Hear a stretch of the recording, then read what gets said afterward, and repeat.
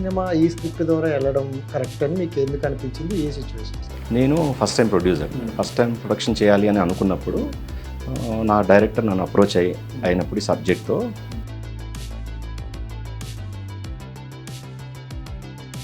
బయట కొంతమంది అనుకుంటున్న టాక్ ఏంటంటే ఎన్ఆర్ఐ అనగానే బ్లాక్ మనీని వైట్ మనీ చేస్తూ ఉండడం కోసం ఇక్కడ ఇలాంటివి చేస్తారు అని అయితే ఒక టాక్ అంటారు. సో అదే క్వశ్చన్ నేను వేస్తున్నా. అడగచ్చు, తప్పలేదు. ఓకే, నాకు అంత బ్లాక్ మనీ లేదు. వరలక్ష్మి గారిని ఇన్ని క్యారెక్టర్లో చూసినాము, డ్యూల్ రోల్లో చూడడం చాలా కనిపించింది. మే 3 చూస్తారు. డ్యూల్ రోలా, సింగిల్ రోలా, 3 రోల్స్ ఉన్నాయా, 4 రోల్స్ ఉన్నాయా, అసలు ఆవిడ క్యారెక్టర్ ఏంటి? ఎత్తుకొచ్చింది రేనైనా, ఎత్తుకు రమ్మంది తను. ఎవరది? ఇంకోటి ఏంటంటే, అంటే నేను చూసిన కొంచెం ఈ మధ్యకాలంలో పెద్ద ప్రొడ్యూసర్లు అనే వ్యక్తులు కూడా ఒక సినిమా ఏమో కొంచెం ఇటు అటు అవుతుందేమో అని తేడాతో ముందుకుండానే ఓటీటీకి ఇచ్చేయడం లాంటివి చాలా వరకు జరిగింది. సో మీది థియేటర్గా వర్కౌట్ అయిన తర్వాత ఓటీటీకి ఇస్తారు, లేకపోతే ముందే అలాంటివి ఏమైంది?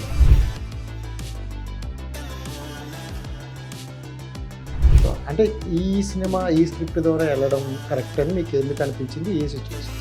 నేను first time producer, first time production చేయాలి అని అనుకున్నప్పుడు నా డైరెక్టర్ నన్ను అప్రోచ్ అయినప్పుడు ఈ సబ్జెక్ట్తో తను చెప్పిన ఫస్ట్ మాట, ఇది ఆల్రెడీ వరలక్ష్మి సత్యకుమార్ గారికి స్క్రిప్ట్ చెప్పాను.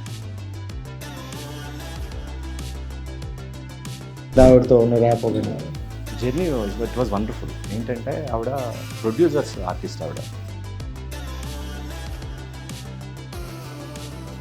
అండ్ ఇంకోటి ఏంటంటే, అంటే ప్రొడ్యూసర్ అనే వాళ్ళకి ఒక యాప్ అనేది చాలా ఇబ్బందికరంగా ఉందని విన్నాను, ఐబొమ్మ అనే యాప్. సో ఆ యాప్ గురించి చెప్పమంటే నేనేమంటానంటే, ప్రొడ్యూసర్ బ్రతకాలి కాబట్టి, నేను ఈ ప్రొడ్యూసర్ బ్రతికితే మళ్ళీ సినిమా తీస్తాడు, మీరు మళ్ళీ పెట్టుకోవచ్చు. అంటే ఏం చెప్పాలో అర్థం కాక చెప్తున్న మాట ఏంటంటే, 4 రోజులు ఆగండి, ఒక 4 days ఆగండి, ఆ తర్వాత మీరు పెట్టమని నేను అన్నాను. కానీ 4 days అని ఆగితే కనీసం వాడు బ్రీత్ అంటే ఊపిరి తీసుకొని బ్రతుకుతాడు. బ్రతికితే ఇంకో సినిమా తీస్తాడు, మీకు పెట్టుకోవడానికి మళ్ళీ కంటెంట్ వస్తుంది. హ్యావ్యూస్, వెల్కమ్ టు అవర్ ఛానల్. నేను మీ రాజేష్. సో నేను వచ్చానంటే మీకు అర్థమైపోయింది కదా, మరి బెస్ట్ కంటెంట్తో ఉన్న మూవీ ఎక్కడున్నా తీసుకురావడం నా బాధ్యత. సో అలాంటి మంచి కంటెంట్తో మీ ముందుకు ఒక మూవీ వస్తుంది. సో అర్జెంటుగా దాని టీజర్ ట్రైలర్ నేను చూసే, చాలా బాగుంది. సో మీ అందరికీ అయితే నేను మాటిస్తున్నా, సినిమా సూపర్ ఉంటుందని. సో ఎందుకని ఎక్కువ చెప్తే గెస్ట్ పేరు కట్ చేస్తారని అర్థమైంది. సో అయినా పర్లేదు. సో ఈరోజు మనతో పాటు ప్రొడ్యూసర్ గారు ఉన్నారు. శబరి అనే మూవీ అద్భుతమైన కంటెంట్తో మీ ముందుకు వస్తుంది. ఆ మూవీ విశేషాలు ఏంటి, అసలు మూవీ తీయడానికి కారణం ఏంటి, ఆ మూవీలో మీరు ప్రొడ్యూస్ చేయడానికి కారణం ఏంటి, నన్ను చూస్తే కొంచెం హీరో లుక్లు కనిపిస్తారు, బట్ ఆ సినిమా హీరో ఎందుకు చేయలేదని కూడా అడగాల్సి ఉంది. సో ఇవన్నీ తెలుసుకోవాలంటే ఫస్ట్ అయితే ఆయనతో మాట్లాడాలి కదా, మరి ఆలస్యం చేయకుండా వెళ్ళిపోదాం. సో ఆయన ఉన్నారు. I'm good, how you? నిజంగా లుకింగ్ వెరీ బ్యూటిఫుల్ అన్న. ఈ విషయం నేను ఎక్కువగా అమ్మాయిలకే చెప్తాను, ఫస్ట్ టైం అమ్మాయిలకి చెప్పా. సో ఎందుకంటే అంటే మిమ్మల్ని చాలాసేపు నేను చూస్తున్నా, 4-5 ఇంటర్వ్యూల నుండి మీరు మాట్లాడే విధానం మీరు చూస్తున్నా, నాకు ఎదుగు విజయ్ ఆంటోనీ గారు ఆ లుక్లో కనిపించారనమాట. సూపర్. అంటే కొన్ని ఫస్ట్ పర్సనల్ క్వశ్చన్స్ కొన్ని ఉన్నాయి, అవి అడుగుతా, తర్వాత మ్యాటర్ గురించి వెళ్దాం. అండ్ డైరెక్ట్గా అంటే బయట కొంతమంది అనుకుంటున్న టాక్ ఏంటంటే ఎన్ఆర్ఐ అనగానే బ్లాక్ మనీని వైట్ మనీ చేస్తూ ఉండడం కోసం ఇక్కడ ఇలాంటివి చేస్తారు అని అయితే ఒక టాక్ అంటారు. సో అదే క్వశ్చన్ నేను వేస్తున్నా, బ్లాక్ మనీ వైట్ మనీ చేస్తున్నారా? ఓకే, నాకు అంత బ్లాక్ మనీ లేదు, అంత కాదు, ఏ బ్లాక్ మనీ లేదు, నాకు ఉన్నది ఓన్లీ వైట్. ఓకే. సో అంటే జనరల్గా ఫ్యాషన్ అని చెప్పేసి మీరు ఆల్రెడీ ఒక ఇంకోటి కూడా చెప్పాలి. యాక్చువల్గా ఎన్ఆర్ఎల్ దగ్గర బ్లాక్ ఉండదు, వైటే ఉంటుంది. పెట్టుకుంటుందా? మరి ఎందుకని అంటారు ఎక్కువగా బ్లాక్ మనీ అంటే? ఎన్ఆర్ఎల్ దగ్గర ఉంది అంటే ఫ్యాక్ట్ చెప్పాలి కదా, అక్కడంతా వచ్చేదంతా వైటే కదా, అకౌంట్లోకే వస్తుంది డైరెక్ట్ ఎవ్రీథింగ్. అసలు మాకు ట్యాక్స్లు కానీ శాలరీస్ కానీ మేము ఎవరికైనా ఇచ్చినా, మాకు ఎవరైనా ఇచ్చినా అంతా అకౌంట్ జరుగుతుంది. ఇక్కడ ఇప్పుడు జరుగుతుంది. అక్కడ నాకు తెలిసే దాదాపు 17-18 years బ్యాక్, అంటే 20 years నుంచి కూడా నేను విన్నది, నేను చూసింది అన్నీ చెప్తున్నాను. అంతా వైటే. నాకు చేతిలో మేము క్యాష్ వాడు, అంతా కార్డే వాడతాం. అసలు హార్డ్లీ నాకు $10 నోట్స్ ఉండటమే తక్కువ. అక్కడ $1, $2, $5, 10 ఇట్లా డినామినేషన్స్ అనుకుంటే, అసలు క్యాష్ క్యారీ చేయడం ఏదో $1-2 జేబులో పెట్టుకోవడమే తప్ప క్యాష్ ఉండదు. అన్నిటికీ మేము కార్డే వాడతాం. ఓకే. సో అది రాంగ్ పర్సెప్షన్. సో ఓకే, అంటే ఇది ఏంటంటే ఒకటి ఇది ఉంటుంది, గొల్లు గోవిందా 3 వెంకట్రావు అన్నట్టు గొల్లు మీ పేజ్ వాళ్ళు చేసుకుంటాం అక్కడ. అసలు ఉండదు బ్లాక్. మనం ఊరికే మనం ఎస్కేప్ అవ్వడం చెప్పేదండి కదా, అసలు బ్లాక్ ఉండదు. Okay, right. Come to the point. Movie గురించి మాట్లాడుకుంటే మంచి కంటెంట్తో వస్తున్నారు, సెలెక్టెడ్ పర్సన్ని కూడా సెలెక్ట్ చేసుకున్నట్టు అనిపిస్తుంది. అంటే ఫస్ట్ మూవీ మనం ప్రొడ్యూస్ చేస్తున్నప్పుడు చాలా ఆలోచిస్తాం, అంటే దీని ద్వారా వెళ్తే మనకు వర్కౌట్ అవుతుందా అంటే. అందరూ అంటారు ఫ్యాషను చేస్తామంటారు, కానీ end of the day finance is important. So అంటే ఈ సినిమా ఈ స్క్రిప్ట్ ద్వారా వెళ్ళడం కరెక్ట్ అని మీకు ఎందుకు అనిపించింది, ఏ సిచ్యువేషన్స్? నేను first time producer, first time production చేయాలి అని అనుకున్నప్పుడు నా డైరెక్టర్ నన్ను అప్రోచ్ అయినప్పుడు ఈ సబ్జెక్ట్తో తను చెప్పిన ఫస్ట్ మాట, ఇది ఆల్రెడీ వరలక్ష్మి సత్కుమార్ గారికి స్క్రిప్ట్ చెప్పాను. ఫస్ట్ అప్పటికే ఆవిడ ఓకే అన్నారు, ఆవిడ రెడీ ఉన్నారు చేయడానికి, ప్రొడ్యూసర్ ఓకే అంటే ఒక 30% ఓకే, 50 ఇంకా మాట్లాడితే 50% ఓకే మేడం ఓకే అన్నారు కదా. అలాగని మనం ఏది పడితే చేయకూడదు.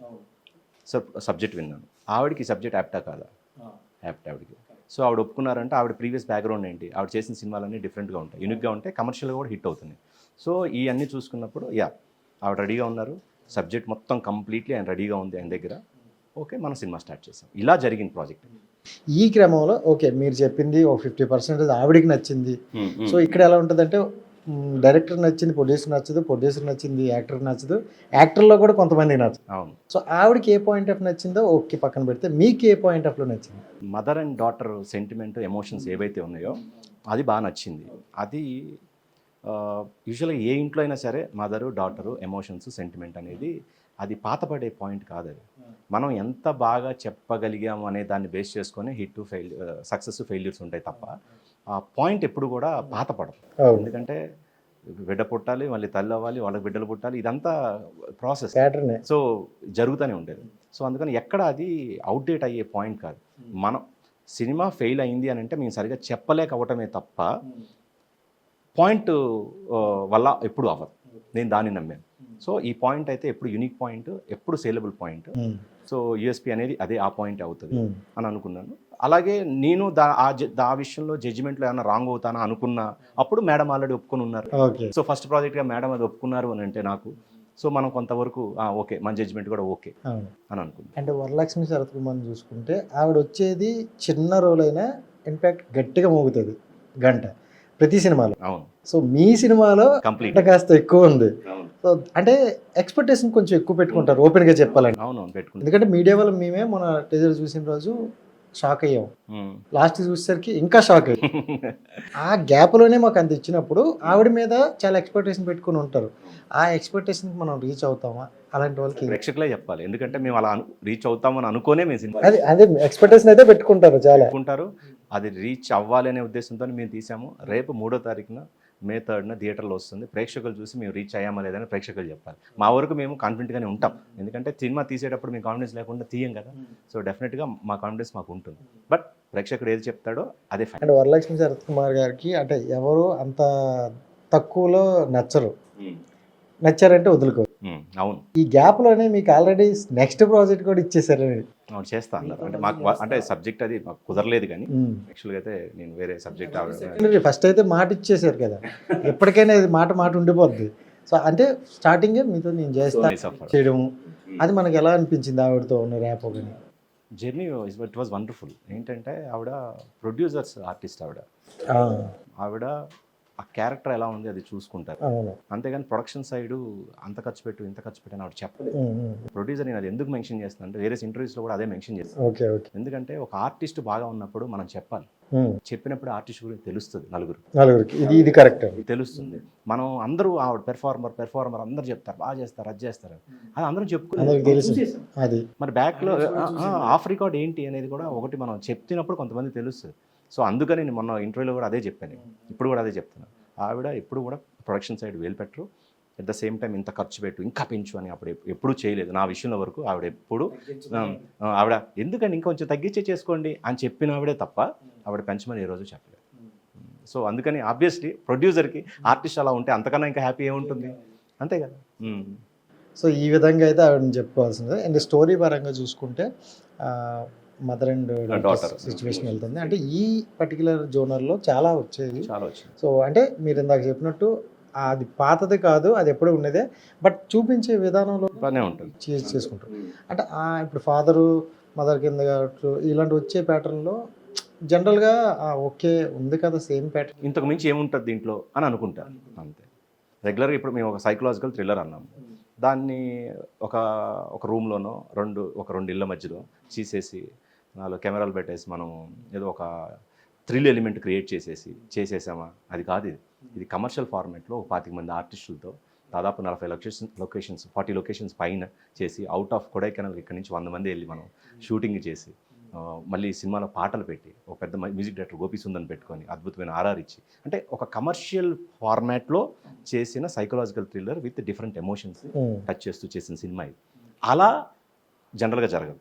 థ్రిల్లర్ అంటే థ్రిల్లర్ బేస్డ్గా చేస్తూ ఉంటారు, మేము వేరే వేలో చేసాం. కొంచెం డిఫరెంట్గా ఆలోచించారు. చేసి అలా అనుకుని మేము చేసాము. అది ప్రేక్షకులు చెప్పాలి దాన్ని మేము బాగా చేసామా లేదా. ఆల్రెడీ కొంచెం మోగతందులకి. సో అంటే ఇంకా ఫైనల్గా చూసుకుంటే దీంట్లో already double role and dual role కింద మాకు చూపించినట్టు అనిపిస్తుంది. దాంట్లో కూడా ఏదో ట్విస్ట్ ఎట్టే ఉంటారు, మీ నవ్వులో బోల్డ్ అద్దాలు కనిపిస్తుంది. అర్థాలు కనబడితే మంచిదేగా, మేతాడు దాకా ఆగాలి.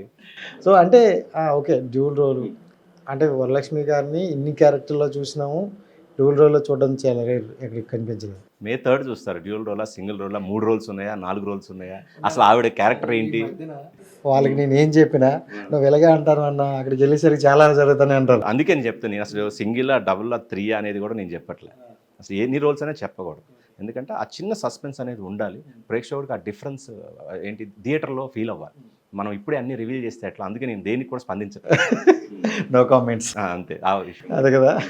సో రైట్, అంటే ప్రొడ్యూసర్గా రావాలంటే నిజంగా ఓపెన్గా చెప్పుకుంటే దిల్లు ఉండాలి. ఎందుకంటే ఇప్పుడు మనకు దగ్గర సంపాదించి ఎవరికి డబ్బులు ఊరికి రావు, మన జ్యువెలరీ అన్నట్టు. ఎవరికి రావు. సో వచ్చిన దాన్ని మనం పెట్టాలి అంటే చాలా గట్స్ ఉండాలి. అలాంటిది మీరు సినిమాల్లోనే పెట్టాలి, ప్రొడ్యూసర్ చేయాలని ఎంత ఫ్యాసినేటివ్గా ఉన్నా ప్రొడ్యూసర్ కానీ ఎందుకు అనుకుంటారు? ఓకే, బిజినెస్లు చేసుకున్నాం, కొన్ని డబ్బులు సంపాదించుకున్నాము. తర్వాత నాకు ఏదైతే సినిమాలోకి రావాలనుకున్నప్పుడు ప్యాషన్ ఉందో, రావాలనుకున్నప్పుడు నేను మ్యూజిక్ చేయాలనుకుంటే నాకు మ్యూజిక్ రాదు, డైరెక్షన్ రాదు నాకు. సో నాకున్న వెసులుబాటు ఏంటి అంటే నిర్మాతను అవ్వటం మాత్రమే. సో అందుకని నిర్మాతను అయ్యాను. ఓకే, కానీ మీ ఫేస్ కదా ఎక్కువ యాక్టర్ అనిపిస్తుంది. యాక్టింగ్ రావాలిగా, ఓన్లీ కట్అవుట్ సరిపోదు కదా. అలా అనకండి, కనిపిస్తుంది చాలా, ఇక్కడే దాస్తాను చాలా యాక్టింగ్ చేస్తాను. సో అంటే కొంతమంది ప్రొడ్యూసర్లకి ఫ్యాసినేటివ్గా ఉన్న వాళ్ళు అంటారు, చేస్తూ నేను ఒక రోల్ చేయండి నేను చేస్తా అంటారు. సో అలాంటిది ఏమైనా మీకు నెక్స్ట్ సరదాగా మా ఏదైనా డైరెక్టర్లు అడిగితే ఏదైనా క్యామియో అంతే తప్ప నాకు యాక్టింగ్ రాదు. సో అది రానప్పుడు మనం చేయగలం నేను అనుకోవట్లా, చేతులు ఎత్తేస్తాను, నాకు రాదు. సో మా డైరెక్టర్ కనపడమంటే ఓకే, సరదాగా కనపడదు, అది సరదానే అంతే తప్ప. అంటే కొంతమంది ప్రొడ్యూసర్లు ఏంటంటే ఫస్ట్ ఎంత ఫ్యాసినేటివ్గా వచ్చినా ఒక 2 సినిమాలు చేసి కొంచెం అటు ఇటు అయితే కనుమెరగకుండా వెళ్ళిపోయిన ప్రొడ్యూసర్ చాలామంది ఉన్నారు. సో అంటే మీరేంటి దీని ద్వారా నేను ఒక ప్రొడ్యూసర్గా తెలుగు ఇండస్ట్రీలో ఉండాలి అనుకుంటారా, హిట్ ఆర్ ఫ్లాప్ పక్కన పెడితే అనుకుంటారా, లేకపోతే కొన్ని రోజులు చూసి దాన్ని బట్టి డిసైడ్ చేద్దాం? నేనైనా అంతేనండి, సక్సెస్ లేకపోతే వెళ్ళిపోవాల్సిందే. నేనేం అతీతుండి కాదు, అందరితో పాటు నేను కూడా. నేనైనా నాకు ఆర్థికంగా ఎంతవరకు వెసులుబాటు ఉందో అంతవరకే సినిమాలు తీయగలుగుతా, ఇంట్లోంచి డబ్బులు తెచ్చి. ఇక్కడ సినిమా నాకు డబ్బులు ఇవ్వకపోతే నేను కూడా ఎక్కువ చేయలేను. సో నేను ఎవరికి అతీతుండి కాదు, నేను కూడా ఒకరోజు ఇంటికి వెళ్ళిపోతాను సినిమా కనుక నాకు డబ్బులు తిరిగి ఇవ్వకపోతే. అది నాకు ఆ క్లారిటీ ఉంది. సో నేను ఎంతవరకు చేయగలనో అంతవరకు నా ప్రయత్నం చేస్తాను, నా హార్డ్ వర్క్ పెడతాను. లక్కీలీ నాకు సక్సెస్ కనుక పడి ఉంటే ఇంకా 4 సినిమాలు తీయాలని మాత్రం ఆశ ఉంది, ఆ కోరిక ఉంది. సో మీరు ఈ క్రమంలో కూడా అంటే చూస్ చేసుకుని కూడా కొంచెం గట్టిగానే చూస్ చేసుకుని వెళ్తారు. అంటే స్టోరీ ఒకటే పక్కన పెడితే ఉండాల్సిన క్యారెక్టర్లు అవ్వచ్చు, ఆర్టిస్ట్లు అవ్వచ్చు, మ్యూజిక్ డైరెక్టర్, అంటే ఒక మంచి వాల్యూ ఉన్న ప్రోడక్ట్ని జనాలకు అందించాలనే ఒక ఇదైతే మ్యాక్సిమం నాకున్న పరిధిలో నేను ఎంతవరకు ఒక సినిమాకి ఒక హంగుల్ని మనం అద్దగలమో అంతవరకు అద్దటానికి ట్రై చేస్తాను, విత్ మై డైరెక్టర్స్ అప్రూవల్. అంతే, ఫైనల్ డైరెక్టర్ ఈజ్ సుప్రీం. ఇప్పుడు ఈ డైరెక్టర్ గురించి మాట్లాడుకుంటే అంటే ఆయన్ని నమ్మడానికి స్పెసిఫిక్గా రీజన్ ఏముందా? ఏం లేదండి, నేను సినిమా చేయాలనుకున్నప్పుడు నేను ఏదో బ్యానర్ రిజిస్టర్ చేశాను ఫిలిం ఛాంబర్లో. ఆయనకు అక్కడ ఉన్న కాంటాక్ట్తో ఆయన అటు నుంచి నన్ను అప్రోచ్ అయ్యాడు. నేను సినిమా చేయాలనుకునే ఉత్సాహంలో ఉన్నాను కాబట్టి ఆయన సబ్జెక్ట్ చెప్పడం, మేడం ఒప్పుకున్నారని చెప్పేసరికి నేను అంతే అలా సినిమా మెటీరియలైజ్ అయిందే తప్ప ఆయన నాకు వ్యక్తిగతంగా తెలియదు, ఆయన గురించి తెలియదు, ఏమీ తెలియదు. Just it happened. ఇక్కడ నుండి ఫ్రెండ్స్ అయిపోయారు, ఇక్కడ నుండి ఫ్రెండ్స్ అంతే తప్ప ఆ జర్నీ అలా స్టార్ట్ అయిందే తప్ప ప్రీవియస్ జర్నీ ఏం లేదు నాకు, సబ్జెక్ట్ వైజ్ కానీ ఏవి నాకు తెలియదు. ఈ సబ్జెక్ట్ కూడా అప్పటికి ఓకే అయిపోయింది సబ్జెక్ట్ అది. ఓకే, అంటే దానికి ముందు ఎవరైనా మిమ్మల్ని అప్రోచ్ అయ్యారా? ఏం లేదండి, ఏదో ఒక తెలిసిన కొంచెం నోన్ ఫ్రెండ్ ఒక అతను ఏదో ఒక సబ్జెక్ట్ చెప్పాడు తప్ప నేను 10 సబ్జెక్టులు విని దాంట్లో ఇది బెస్ట్ అని యాక్సెప్ట్ చేసింది అదేం లేదు. చేయాలి అనుకున్న టైంలో మరి ఆయన లక్కో నా లక్కో ఇది మొత్తం ఏదైనా తెలియదు కానీ కరెక్ట్గా ఆ టైమింగ్ ఏదైతే ఆయన వచ్చిన టైమింగ్ ఉందో, ఆయన విత్ మేడం అప్రూవల్ వచ్చారు కదా, ఆవిడ యాక్సెప్ట్ చేసి ఉండటం అనేది తొందరగా మెటీరియలైజ్ అయిపోయింది. అది అవ్వకుండా ఉంటే మళ్ళీ ఏమో ఈ టైంలో నేను 4 సబ్జెక్టులు వేరే విని ఉండేవాడిని ఏమో తెలియదు. ఓకే, అండ్ అంటే స్టోరీ మనకి ఫస్ట్ చెప్పేటప్పుడు ఒకలా ఉంటుంది, అది కంప్లీట్ అయిపోయేసరికి కొన్ని చాలా మారిపోతుంటాయి, సహజం మన కారణాల వల్ల లేకపోతే టెక్నికల్ ఇష్యూల వల్ల ఏదైనా. సో మీరు విన్న స్టార్టింగ్కి ఇప్పుడు అవుట్పుట్ జనాల్లోకి రీచ్ అవుతుంది, దానికి ఏంటి డిఫరెంట్ అనిపించింది? డిఫరెంట్ అని కాదు కానీ సినిమా అసలు ఇప్పుడు మాట్లాడకూడదు ఆ టాపిక్ మామూలుగా అయితే, అంతే కదా, ఎందుకంటే May 3 రిలీజ్ ఉంది. టు బీ హానెస్ట్, నేను ఇలా అనుకోలేదు ఇంకో రకంగా వచ్చిందనో, లేకపోతే ఇంతకన్నా చాలా బాగా వచ్చిందనో, లేకపోతే ఇంకో బాగా రాలేదనో, ఇలాంటివి ఏది మాట్లాడినా రాంగ్ మెసేజ్ వెళ్తుంది. సో మనం ఏమి మాట్లాడద్దు, సినిమా బాగా తీసాం, కమర్షియల్ హంగులు అన్నీ ఉన్నాయి సినిమాకి, మంచి సినిమా. రేపు ప్రేక్షకులు చూసి ఏది మీరు చెప్తారో చూసి అదే. చెప్పాలి. అంతే, ప్రేక్షకులే చెప్పాలి సక్సెస్ ఆ ఫెయిల్యూర్ అనేది. సో దిస్ సక్సెస్ ఏదైతే ఈ సినిమా రేపు సక్సెస్ అవుతుందో ఆ సక్సెస్ క్రెడిట్ అంతా నా డైరెక్టర్కి ఇస్తాను. ఒకవేళ సినిమా ఏదన్నా ఆడకపోతే ఆ ఫెయిల్యూర్ నేను ప్రొడ్యూసర్గా తీసుకుంటాను. అంటే వరలక్ష్మి శరత్ కుమార్ గారిని మీరు చాలా మూవీలు చూసే ఉంటారు, ఆవిడ క్యారెక్టరైజేషన్ అవ్వచ్చు.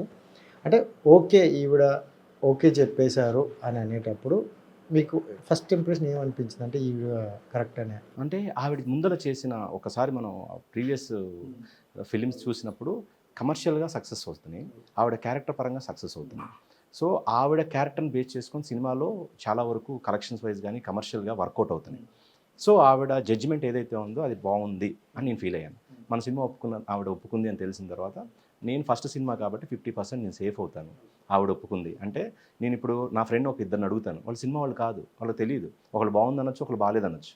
నాకు ఆ జడ్జిమెంట్ కరెక్టా, లేకపోతే ఇక్కడ సక్సెస్ కొడుతూ మంచి స్క్రిప్ట్ని మంచి క్యారెక్టర్ని సెలెక్ట్ చేసుకుంటున్న వరలక్ష్మి గారి జడ్జిమెంట్ కరెక్టా? సో ఇలా చూసుకున్నాను. అలాగే నాకు ఇండస్ట్రీలో 10 మంది స్నేహితులు ఎవరైనా ఉండుంటే వాళ్ళని అడిగితే నాకు చెప్పుండేవాళ్ళు, నాకు ఎవ్వరూ లేరు ఇక్కడ, zero, I'm zero here. So అప్పుడు నేను దేని మీద డిపెండ్ అవ్వాలి, నా ఆర్టిస్ట్ మీద డిపెండ్ అవ్వాలి. సో ఆవిడ జడ్జిమెంట్ కంటూ ఒక వాల్యూ ఇంతకు ముందులా ఉంది కదా, సో దాన్ని బేస్ చేసుకొని సినిమా స్టార్ట్ చేసి. బాగా మాటలు నేర్చేసారు, చాలా పద్ధతిగా చెప్తాను. నేర్చడం కాదు కానీ నిజమే చెప్తున్నాను. అంటే ఇక్కడ నుండి చెప్పే వాళ్ళకి ఏవేవో వస్తాయి, ఇక్కడ నుండి వచ్చినప్పుడు ఆటోమేటిక్గా వచ్చేస్తాయి. నేను అందుకే చెప్పాను, మీరు ఇప్పుడు అడుగుతున్నా ఈ సినిమా ఎలా వచ్చింది ఏంటంటే ఇవన్నీ నేను చెప్పడం ట్రాష్ అండి, ఏముండదు. నేను కూడా కొంత విన్నా, మాది తోపు అప్పటికన్నా అద్భుతంగా వచ్చిందని, తర్వాత వేరేగా. నా సినిమా సూపర్ హిట్, చాలా బాగా తీశాను, అద్భుతం, నేనేమనను. మీరు చూసి దానికి చెప్పండి. మీరు ఇల్లు కట్టుకుంటున్నారు, మీరు బాగా నచ్చే కట్టుకున్నారు, నేను వచ్చి కదా చూసి బాగుందో బాగాలేదు నేను కదా కామెంట్ చేసేది. ఇప్పుడు మీరు ఎన్ని చెప్పినా నేను బయట అంటాను కదా. సో ఆ ప్రాక్టికల్గా నాకు అది తెలుసు కాబట్టి నేను నా సినిమా గురించి గొప్పలు చెప్పను. నేను ఒక మంచి సినిమా తీసా, నేను దాంట్లో ఏమున్నాయో చెప్తున్నా, మంచి కమర్షియల్ ఎలిమెంట్స్ అన్నీ పెట్టాను, అన్నీ ఉన్నాయి, మంచి ఆర్ఆర్ ఉంది, మంచి పాటలు ఉన్నాయి, అన్నీ బాగా కుదిరినాయి అని నేను అనుకుంటున్నాను. రేపు ప్రేక్షకుడు చూసి నేను అనుకున్నది కరెక్ట్ అయితే కరెక్ట్, లేదంటే లేదు. కరెక్ట్ అనుకుంటే సక్సెస్ అంటాడు, కాదనుకుంటే ఫెయిల్ అంటాడు. అంతే, రెండు తీసుకోవడానికి రెడీగా ఉన్నాను. అండ్ ఇంకోటి ఏంటంటే ఫస్ట్ సినిమానే చాలా బరువు బాధ్యతలు ఉంటాయి, చాలా భయం కూడా ఉంటుంది. బట్ ఇన్ని లాంగ్వేజ్ల్లో రిలీజ్ చేయడం అనేది ఇంకా డేర్ అనే చెప్పుకోవచ్చు, జాబ్ అది. సో ఎలా అనిపించింది? ఎప్పుడైనా అనిపించిందా ఒక తెలుగు వరకు ఆపుదామా లేకపోతే కొన్ని వరకు అనేసి? ఒక పనిని మనం మొదలుపెట్టిన తర్వాత త్రికరణ శుద్ధిగా ఆ పనిని కంప్లీట్ చేయటం మన బాధ్యత అని నమ్ముతాను. అలాగే నా మొదటి నుంచి కూడా నా నేచర్ అది. పని మొదలుపెట్టినప్పుడు అది ఎన్ని గంటలైనా సరే, కొన్ని సందర్భాల్లో కొన్ని రోజులు 24 గంటలే ఉన్నాయి ఏంటి, ఇంకొక 6 గంటలు ఉంటే బాగుండేది, పనులు కొన్ని ఉన్నాయి కదా అని ఫీల్ అయిన రోజులు చాలా ఉన్నాయి నాకు. 24 అవర్స్ అయినా ఇంకొక 6 ఉంటే బాగుండేది కదా, నా పనులు కొన్ని ఉన్నాయి. అలా కష్టపడే మనస్తత్వం ఉంది కాబట్టి నాకు అనిపించలే, టఫే. కాకపోతే నేను ఎప్పుడు ఒకదాన్ని నమ్ముతా, మనం కనుక కష్టపడి ముందరికి ఉంటే ఏదో ఒక రూపంలో ఎవరో ఒకళ్ళు మనకి సహాయం చేస్తారు, భగవంతుడు పంపిస్తాడు అని నమ్ముతాను. అదే నాకు ఇప్పుడు మలయాళంలో రిలీజ్ చేయాలి, నేను వెతుకుతూ ఉన్నా. అంటే లోకల్ కాంటాక్ట్ కంపల్సరీ కావాలి. నేను వెళ్ళి ఇక్కడ నేను సిగ్నల్స్ కట్టేసి అన్నీ చేస్తే కుదరదు, అక్కడ పిఆర్ఓ కావాలి, అంత ప్రమోషన్స్ చేయాలి, ఇవన్నీ ఉన్నాయి. సో అలా చూస్తున్నప్పుడు లక్కీలీ ఒక పర్సన్ నుంచి ఇంకో పర్సన్ కాంటాక్ట్ వచ్చింది, వాళ్ళతో మళ్ళీ వర్కౌట్ చేస్తున్నాను. ఇప్పుడే అన్ని పోస్టర్స్ అన్ని పంపించాం, ప్రింట్ అవుతున్నాయి మలయాళంలో, ఈరోజే ప్రింటింగ్ మొదలుపెట్టారు. సో ఇవన్నీ ఏంటి, నేను ముందర అలా అనుకొని ఆగిపోతే అది జరిగేది కాదు. వెళ్దాం, ఏమవుతుంది, ఫైనల్గా ఏమవుతుంది. ఇంకోటి సేమ్ డేట్, అది కూడా అంటే కొంతమంది ఏంటంటే ఇక్కడికి అక్కడ కొంచెం గ్యాప్ చూసి రిలీజ్ చేద్దాం అని అనుకుంటున్నాను. ఇప్పుడున్న రోజుల్లో చేస్తే సేమ్ డే చేయాలి, అంతే. లేకపోతే ఒక షో పడేదాకే మన సినిమా, ఆ తర్వాత ఎవరి సినిమానో మనందరికీ తెలుసు, మన సినిమా కాదు అది, ఇక అంతే అయిపోయింది అది, అంతే. అది ఆన్లైన్లోకి వెళ్ళిపోతుంది కదా. సో అండ్ డిస్ట్రిబ్యూషన్ కూడా నేనే చేసుకుంటాను. ఏంటన్నా అంటే నిజంగా చెప్తాను సీరియస్గా, చాలా బాధ్యతలు అనుకోవచ్చు, ఎక్కువ ఉన్నాయి. అంటే మనం బయటకు వాళ్ళ చెప్పుకోవచ్చు, అంటే బ్రెయిన్లో కొన్ని తిరుగుతుంటాయి. సో ఓకేనా అనిపించిందా? Hardly I'm sleeping for maybe 3 hours పడుకుంటున్నా రోజు, హార్డ్లీ 3-4 అవర్స్, అంతకన్నా ఎక్కువ నిద్ర ఉండట్లేదు. పని అంటే బెడ్ మీద పడుకున్న బ్రెయిన్ అయితే ఇట్ ఈస్ వర్కింగ్. నాకు డౌట్ వస్తుంది, అంటే నేను పడుకున్నానా రాత్రి అనే డౌట్ వస్తుంది, ఎందుకంటే ఇట్ ఈస్ వర్కింగ్. యా, ఇంకోటి ఏంటంటే ఇది చాలా ఈ రోజుల్లో ఎక్కువ జరుగుతుంది ఏంటంటే చిన్న సినిమాలు పెద్ద సినిమాలు అనే టాక్ ఉంది. సో అలాంటి కామెంట్ మీద మీరు ఏం చెప్తారు? ఏముండదండి, మంచి సినిమా అంతే. Cinema hit cinema, flop cinema ఉంటుంది అంతే తప్ప ఏముండదు. కాకపోతే ఒక్క విషయం ఏంటంటే ఆర్టిస్టులు ఉన్నప్పుడు కొంత సినిమాని ప్రేక్షకుల దగ్గరికి తీసుకెళ్లే అవకాశం అయితే ఉంటుంది. దాన్ని నమ్ముతున్నాను నేను. ఆర్టిస్టులు లేనప్పుడు, అంటే నోన్ ఆర్టిస్ట్ లేనప్పుడు సినిమాని తీసుకెళ్ళడం చాలా కష్టమైన వ్యవహారం. కొంత ఆర్టిస్ట్ ఉంటే, ఇప్పుడు వరలక్ష్మి సరత్కుమార్ ఉన్నారు, ఇంకో 15 మంది, ఒక 25 మంది ఆర్టిస్టులు ఉన్నారు దీంట్లో. ఉండబట్టి ఒక ఐడెంటిటీ వచ్చింది. ఇదే ఖర్చు నేను తెలియని ఫేసుల మీద ఇంత ఖర్చు పెట్టి నేను సినిమా తీస్తే మనకి ఇంటర్వ్యూలు ఉండవు, మనము ఇంత ప్రమోట్ చేయాలనుకున్న పుష్ చేయలేము మనం. సో ఆర్టిస్ట్ ఉంటే, అంటే నాకు నా నాలెడ్జ్ కానీ నా అనుభవం కానీ చాలా తక్కువ దీంట్లో, నేను చూసిన దాన్ని, నేను గమనించిన దాన్నే చెప్తున్నా. ఆర్టిస్ట్ ఉంటే పుష్ చేయటం కొంత ఈజీ, అంటే ప్రమోషన్ చేయటం ఈజీగా ఉంటుంది. సినిమా బాగుంటే ఆడుతుంది. ఇప్పుడు ఆర్టిస్ట్ లేనప్పుడు సినిమా బాగున్నా కూడా ఒక్కో సందర్భంలో వెళ్ళిపోయే పరిస్థితి వస్తుంది థియేటర్ నుంచి. అది నేను గమనించాను. ఇంకోటి ఏంటంటే, అంటే నేను చూసిన కొంచెం ఈ మధ్యకాలంలో పెద్ద ప్రొడ్యూసర్లు అనే వ్యక్తులు కూడా ఒక సినిమా ఏమో కొంచెం ఇటు అటు అవుతుందేమో అని తేడాతో ముందుగుండానే ఓటీటీకి ఇచ్చేయడం లాంటివి చాలా వరకు జరిగాయి. సో మీది థియేటర్గా వర్కౌట్ అయిన తర్వాత ఓటీటీకి ఇస్తారు, లేకపోతే ముందే అలాంటివి ఏమైనా జరిగాయి? నేను అసలు ఈ లెక్కలు ఏవి వేసి సినిమా చేయలేదు, ఆ ప్రకారం కూడా చేయట్లేదు. సినిమా రిలీజ్ చేయాలి May 3. ఈ లోపల ఎవరన్నా వచ్చి మనతో మాట్లాడితే వర్కౌట్ అయితే బిజినెస్ అవుతుంది. అవ్వలేదా మనం ఏమీ ఆపం, సినిమా చేసేయాలి. అది అవుతుంటుంది. అది అవుతుంది. ఇక్కడే భయపడుతూ మనం కూర్చుంటే ఏది జరగదు. సో ఓటీటీ మీద మీ ఒపీనియన్ ఏంటి? ఓటీటీ అయితే బయట మీరు వినే ఉంటారు, ఈ పాటికి బిజినెస్ లేదు అసలు. యాక్చువల్ ఓటీటీ జీరో అయిపోయింది, ఎందుకంటే వాళ్ళ కంటెంట్ ఎక్కువైంది. అంత కంటెంట్ ఉన్నప్పుడు మనం ఆటోమేటిక్గా వాళ్ళకి చాయిస్ ఉంటుంది కదా. ఒకే దగ్గర లేదు, చాలా దగ్గర దొరుకుతున్నాయి కాబట్టి ఇంకా. సో అందుకని అది కొంచెం ఇబ్బంది అయిన వ్యవహారం. 24 అనేది సినిమా ఇండస్ట్రీకి మంచి ఇయర్ కాదు 24, ఎందుకంటే సినిమా బిజినెస్ లేనప్పుడు కొత్త సినిమాలు స్టార్ట్ చేయడం కష్టం అవుతుంది. మీరు గమనిస్తే 23కి 24కి 2023 2024కి గమనిస్తే సినిమాలు తగ్గుతాయి. 24 నా అంచనా ప్రకారం ప్రొడక్షన్ తగ్గుతుంది. అండ్ ఇంకోటి ఏంటంటే, అంటే ప్రొడ్యూసర్ అనే వాళ్ళకి ఒక యాప్ అనేది చాలా ఇబ్బందికరంగా ఉందని విన్నా, ఐబొమ్మ అనే యాప్. సో ఆ యాప్ గురించి చెప్పమంటే ఏం చెప్తారు? ఎందుకంటే థియేటర్లో ఒక సినిమా హిట్ అయింది, ఒక ఫస్ట్ షో మీరు ఫస్ట్ మార్నింగ్ షో అయినా తేల్చేస్తుంది. సో హిట్ అయ్యింది అనేటప్పటికీ అది ఐబొమ్మలో వచ్చి ప్రొడ్యూసర్కి చాలా మైనస్ అవుతుంది. సో దాని గురించి నేను నిజం చెప్పాను, తెలియదండి నాకు. అంటే కొంచెం నేను యూఎస్లో ఉండి చూశాను కదా. సో అంటే ఐబొమ్మ అనేది ఒకటి ఉంది, దాంట్లో సినిమాలు ఉంటాయని మాత్రం నాకు తెలుసు. వాళ్ళు పెట్టినా కూడా మన సినిమా కనుక బాగా సూపర్ హిట్ అయితే జనం థియేటర్కి వచ్చి ఏ బొమ్మ ఆపలేరు అంటారా? ఆపలేరు అన్ను అండి, మీకు వ్యూవర్షిప్ తగ్గిపోతుంది ఖచ్చితంగా. మనకు వేరే చోట ఉన్నప్పుడు నేను 1000 రూపాయలు ఖర్చు పెట్టి ఫ్యామిలీని ఎందుకు తీసుకెళ్తానండి ఇక్కడ దొరుకుతున్నప్పుడు? అది వాస్తవం కదా. ఇబ్బంది కాకపోతే అదేంటంటే ఇల్లీగల్గా అవుతుంది కదా. కొంతమంది ప్రొడ్యూసర్, అంటే కొంతమంది కాదు, అందరికీ ఇబ్బందేనండి. ఎవరికైనా ప్రొడ్యూసర్ ఇన్ని డబ్బులు ఖర్చు పెట్టి తీస్తున్నప్పుడు వాడి బాధ ఆడుకుంటుంది.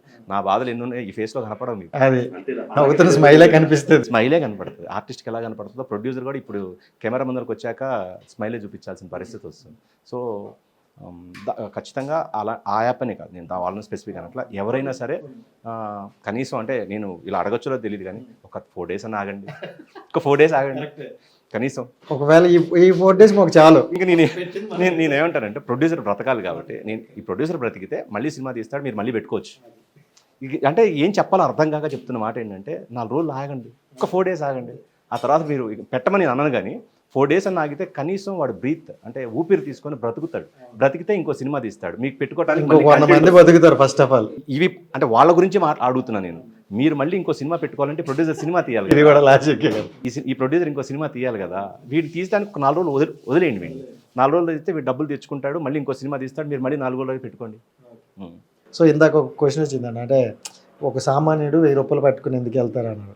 ఇప్పుడు అదే సామాన్యుడి నుండి వచ్చిన క్వశ్చన్ ఏంటంటే, 1000 రూపాయలు పెట్టుకొని మేము మీ సినిమా ఎందుకు చూడాలి అంటే ఏం చెప్తారు?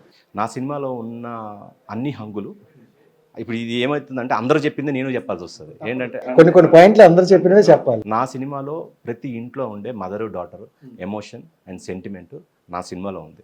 మీరు ఆల్రెడీ ఇలా ఇంకొంత వేరే సినిమాలు చూసి ఉండొచ్చు, కానీ ఈ సినిమాలో కమర్షియల్ ఫార్మాట్లో ఒక సైకలాజికల్ థ్రిల్లర్గా అన్ని ఎమోషన్స్ని డిఫరెంట్ వేలో టచ్ చేస్తూ కమర్షియల్ ఫార్మాట్లో మేము తీసాము.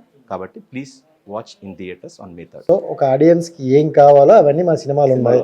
సో చూసి మీరు రివ్యూ చెప్పండి. మీరు చెప్పండి అంతే. మీరు చెప్పండి, సోది లేకుండా ఒక ముక్కలో ఒక్కటే ముక్క మీరు చూడండి, బాగాలేకపోతే బాగాలేదు, బాగుందంటే బాగుంది, అంతే. So thank you so much. Thank you. Interview చేసినట్టు అనిపించలేదు, ఏదో మా బ్రదర్తో సరదా మాట్లాడుకున్నట్టు. నిజంగా చెప్తున్నా, మీ స్మైల్ అయితే సీరియస్లీ బాగుంది. Thank you. నా అమ్మాయి తప్ప ఎప్పుడు అబ్బాయిలు చెప్పలేదు, నేను మళ్ళీ చెప్తున్నా. So thank you so much. Right, చూశారు కదా గైస్, నేను ఖచ్చితంగా సినిమా గురించి అయితే అప్డేట్ ఇచ్చేసా. మరి మీరే ఈసారి చూసి ఖచ్చితంగా మంచి రివ్యూ అయితే కామెంట్లు చెప్పండి. And thank you so much. And next ఇంటర్వ్యూతో మళ్ళీ కలుద్దాం. అంతవరకు సైనింగ్ ఆఫ్ మీ రాజేష్. Bye bye.